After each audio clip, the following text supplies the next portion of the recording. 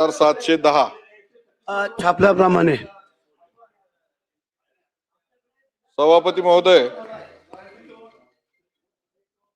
ऊसानंतर हळद हे महाराष्ट्रातलं महत्वाचं पीक आहे आणि या हळद या विषयावरती मागच्या अर्थसंकल्पीय अधिवेशनामध्ये सुद्धा अर्धा तास चर्चा घेण्यात आलेली होती. यासाठी मंत्रिमंडळाच्या सभापती महोदय सुरुवात केली की तुम्ही वेळेचे नियोजन बघा. तुमचे प्रश्न होणार आणि उत्तरच येणार नाही. सभापती महोदय हळद तुम्हाला माहित आहे की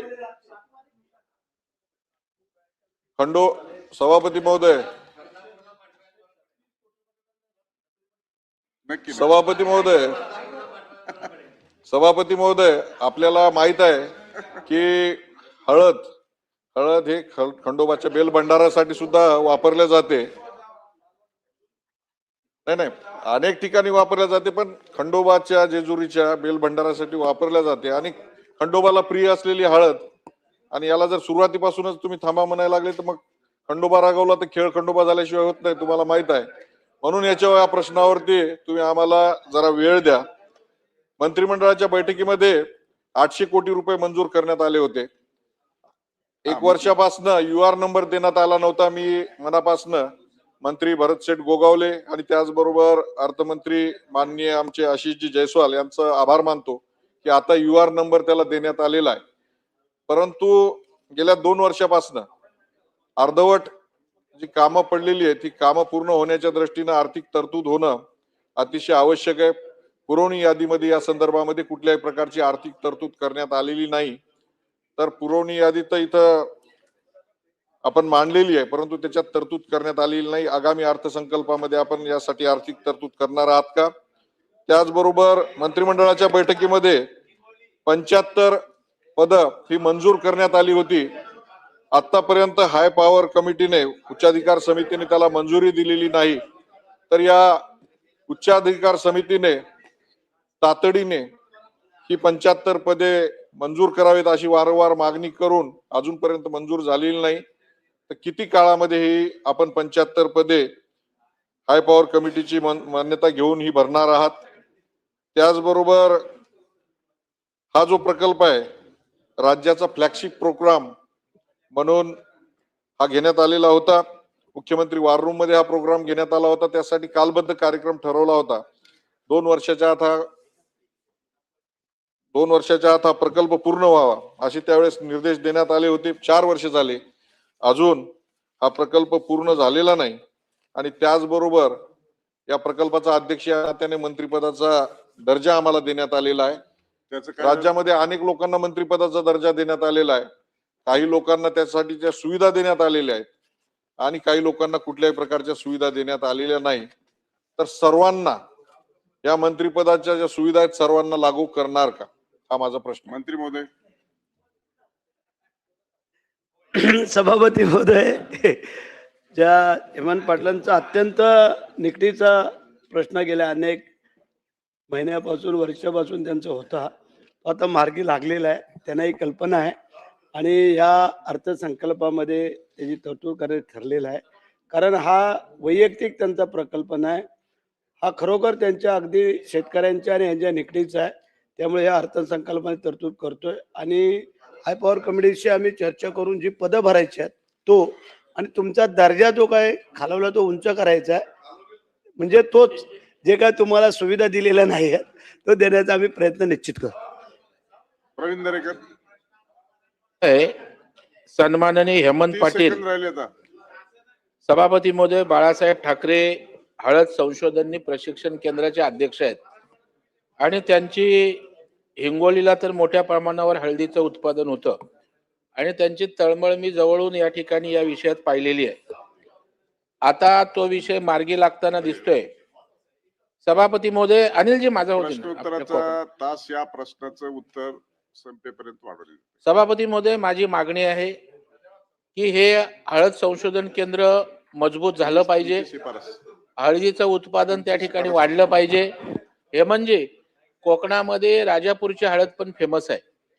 त्याच्यामुळे भरत शेठ, आपण फलोत्पादन मंत्री आहात तर आपण प्रश्न ह्याचं विचारा. उपकेंद्र फक्त प्रश्नच आहे, या हळदी संशोधन केंद्राचं उपकेंद्र या ठिकाणी आपल्या कोकणामध्ये व्हावं. आपण फलोत्पादन मंत्री आहात, तशा प्रकारची आपण घोषणा करावी अशी माझी आपल्याला विनंती आहे. आणि जो मांडलेला मुद्दा आहे अत्यंत योग्य आहे, कारण हिंगोली आणि आमचा हा जो काय अंतर आहे फार दूरचा आहे, मोठा आहे. त्यामुळे याचा निश्चित विचार करून आम्ही तो निश्चित प्रयत्न करून आम्ही त्याला ते मान्य आहे. अनिल परब. हा मुद्दा ह्या सभागृहात याच्यापूर्वी देखील आलेला आहे. सभागृहामध्ये मंत्री ज्यावेळेला उत्तर देतात तेव्हा ते शासनाचा प्रतिनिधी म्हणून उत्तर देतात आणि पैशाची नुसती घोषणा करून चालत नाही, त्याची अर्थसंकल्पामध्ये तरतूद करावी लागते. मी मागच्या वेळेला ह्याच प्रश्नावरती हा प्रश्न विचारला होता की मंत्री महोदयांना काय माहिती आहे का, वित्त खात्यामध्ये पिंक बुक असतं, व्हाईट बुक असतं. त्यावेळेला त्यांनी सांगितलं होतं नाही, मी मंत्री म्हणून सांगतोय, मी ह्या वर्षात कुठल्याही परिस्थितीत पैसे देईन. ग्रीन बुक असतं. आता कुठल्या आधारावरती हे मंत्री महोदय सांगतात मी पैसे देणार? खरं म्हणजे हक्कभंग आणला पाहिजे होता त्यांनी. बाळासाहेबांच्या नावाने सुरू केलेला प्रकल्प, बाळासाहेबांच्या नावाने सगळे उदो करून पक्ष फोडला. ते लोक आज बाळासाहेबांच्या नावाने सुरू झालेल्या प्रकल्पाची अशी अवहेलना करतायत. पैसे देऊ शकत नाहीत.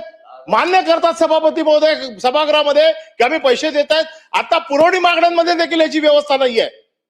पुरवणी मागण्यांमध्ये देखील कुठल्याही पुस्तकात त्याची व्यवस्था केलेली नाही. पुढच्या बजेटमध्ये येईल की नाही माहित नाहीये. एक साधा प्रकल्प एक आमदार वर्षानुवर्ष त्याच्यासाठी भांडतोय, त्याचा फ्लॅगशिप प्रोजेक्ट आहे.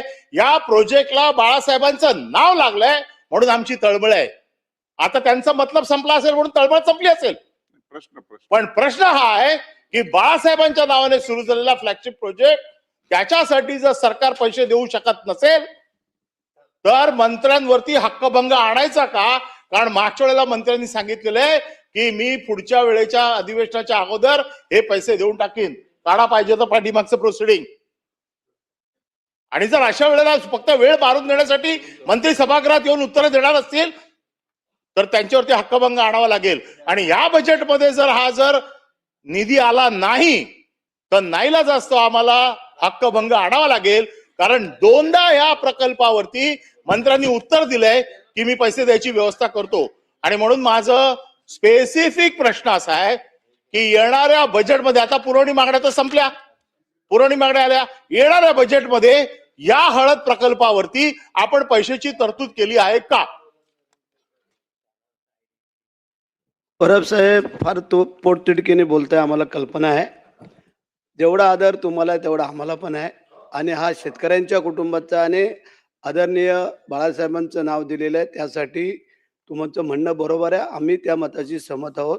परंतु तुम्हाला सांगू इच्छितो की येणाऱ्या ह्या बजेटमध्ये ही तरतूद केली जाईल. जे मागच्या वेळेला जे काय तांत्रिक बाबीची अडचण होती करतोय झाले. यायचं आहे. मगाशी चर्चा करून आलो आम्ही मुख्यमंत्र्यांशी. एक मिनिट अगोदर परब साहेब आपणही मंत्री होता, आपल्यालाही सगळी कल्पना आहे. परंतु तुम्हाला सांगू इच्छितो, हा साध्या प्रश्नाचंच उत्तर देतोय, आम्ही फार खोलात नाही जायत. तुम्ही ज्या पोटतिडकीने बोलताय ते आम्हाला कळलेलं आहे आणि त्याची या बजेटमध्ये तरतूद करतो. मागच्या वेळेला जे काय तांत्रिक बाबीची अडचण होती स्वतः हेमंत पाटलांनाही माहिती होती काय होतं काय नाही. त्या खोलात आता आम्ही जात नाही. परंतु आदरणीय मुख्यमंत्र्यांच्या माध्यमातून या बजेटमध्ये ते आम्ही आणतोय आणि तुम्ही आज तुम्हाला शब्द देतो. राठोड.